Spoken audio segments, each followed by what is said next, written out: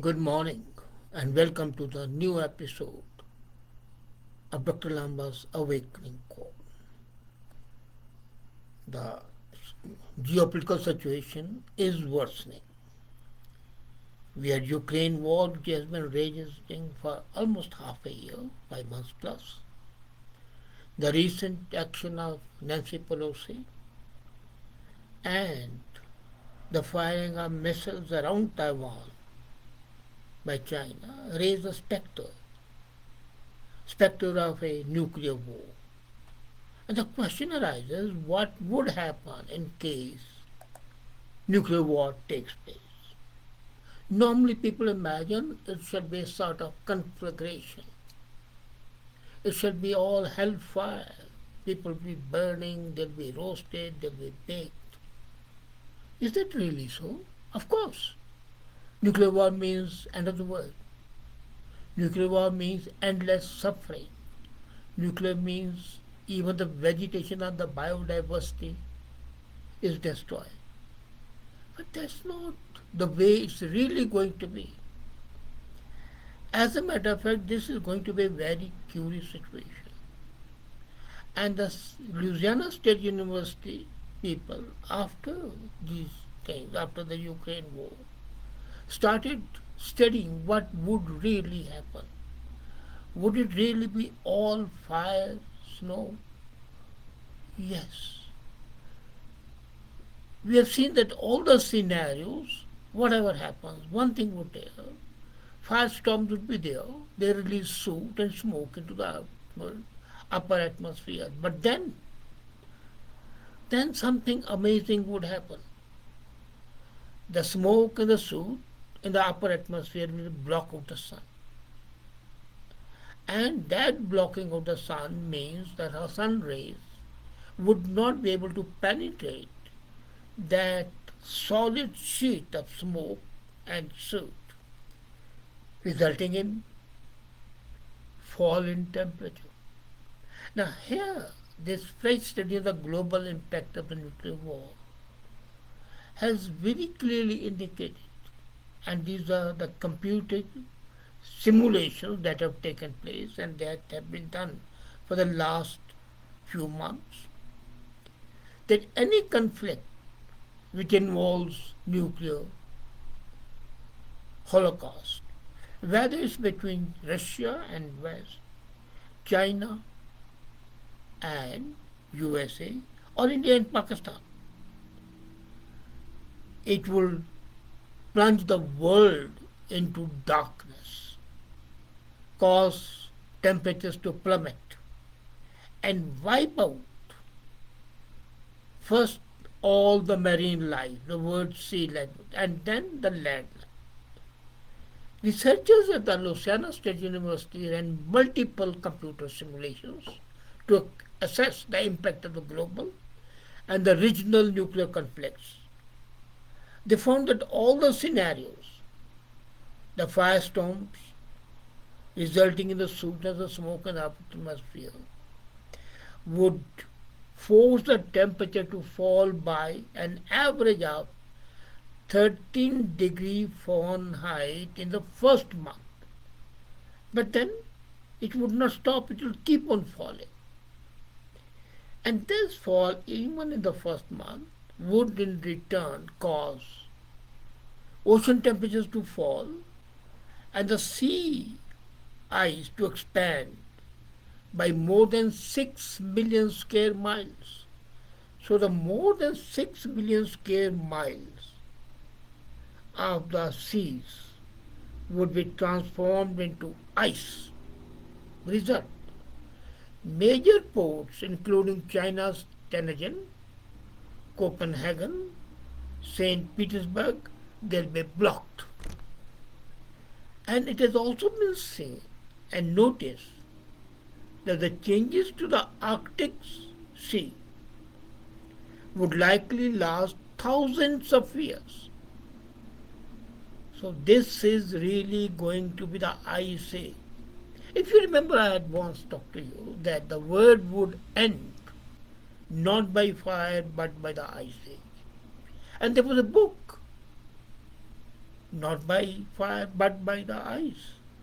And that comes out to be true. Now, that was the first was a book based on perception, but that perception has been confirmed by Louisiana State University that in the very first month, the average fall in the temperature would be 13 degrees and it will keep on increasing. And as the ocean water turns into ice, the winds over the ice would bring that icy, cold, chilly weather inside. There's no heat, your electricity is finished because of the bombing.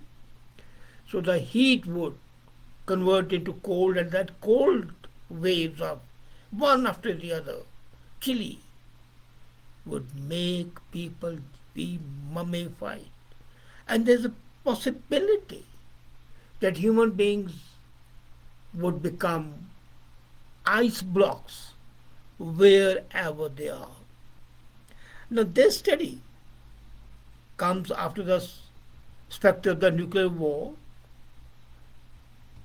was realized to be true following Russian invasion of Ukraine, and when especially Russian Foreign Minister Sergei Lavrov warned in April that there was a serious risk of nuclear war. So then these scientists started working. What is happening? The lead author, Assistant Professor Cheryl Harrison, says it doesn't matter who is bombing whom. That's immaterial. As I said, whether Russia bombs Europe or USA bombs Russia, whether China bombs India and India retaliates, or China bombs USA and USA bombs China, or India bombs Pakistan and Pakistan bombs India, it's immaterial. It can be India and Pakistan, it can be NATO and Russia. But once this trend starts, then the whole thing would be undergoing a change. Smoke will start releasing, spreading globally and affecting everyone. And then, there my beautiful thing, the further actual danger is the simulations examine what would happen to the Earth if the Russia and Europe mutually dropped 4,400 bombs of 100 kiloton each. Now, that is because most of the bombs are 100, 200 bombs kiloton, 300 kiloton, 400 kiloton. So if 4,400, and that's an bombs which have to be utilized depending on the logistics. But if these bombs are dropped on cities and industrial areas separately, or if 500 of the same size weapons are detonated in Indian conflict, that would be something terrible. And as I said, it will take decades, maybe centuries at the surface, and maybe more underneath the surface of the earth to be reclaimed, to be made livable. And the whole world would be converted into ice age. As a matter of fact, every 10,000 years, ice age comes. So maybe this is the time when the ice age has to come. And if it comes, let's be prepared. But then, prepared for what?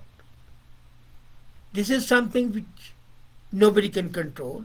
And if nobody can control, why bother? As a matter of fact, ice age is a spectre which is haunting practically everybody. And that reality of the situation cannot be ignored. All this talk of the global warming is true. I'm not denying it. Change is there. But the change by the geopolitical situation and the ambitions of the states and the countries is a horrifying picture that is a realistic picture that faces us. And now the choice is, do we want to be frozen to death where we are? Earlier Ice Age, what happened was that the people were just frozen, and when it was seen that they had become just as it, and it's not cybergenetics that you will be revived. No, you'll be chilled through and through, and stone-like you'll be there, and there'll be no hope. So this is the ghastly picture. But before I end, I would like to tell you that there's a possibility.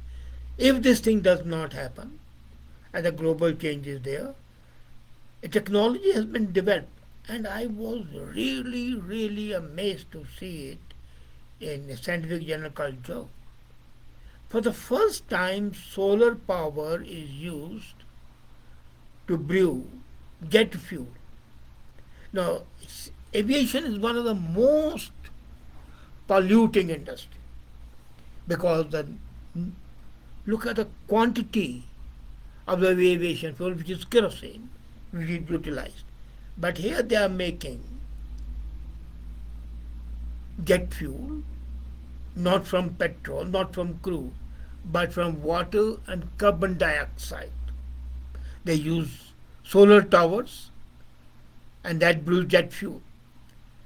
And this is a carbon neutral kerosene, and it has been seen in the demonstrations.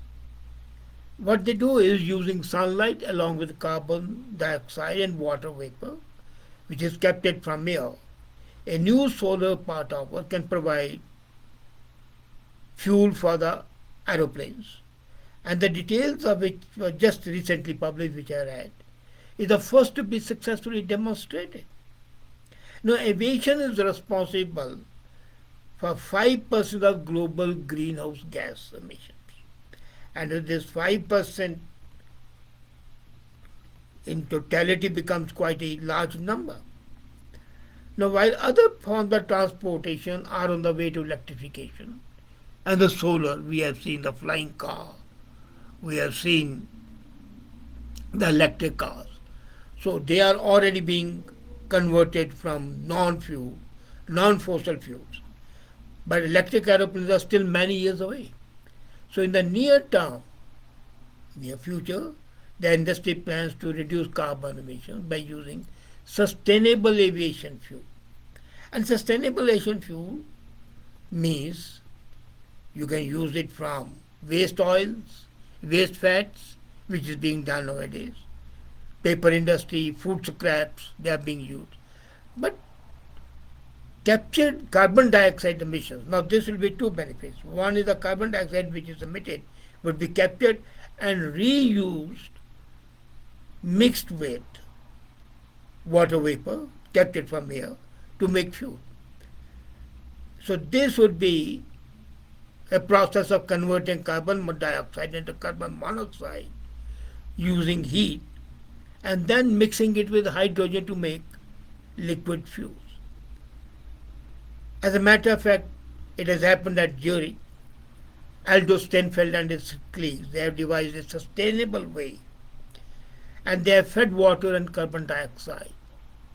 And this is captured directly from air using specially absorbent material.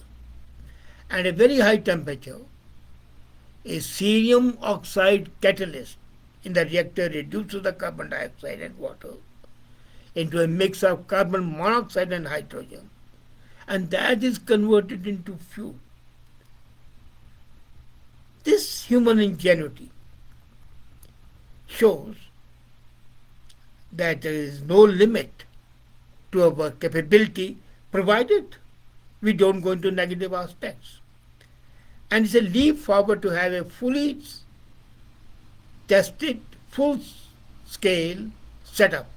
It has been done in Madrid near Spain, and the setup consists of an array of 169 sun tracking panels reflecting sunlight over a reactor, and the reactor is mounted on a 50 feet high tower It is 10 times bigger than the largest tower in the world today.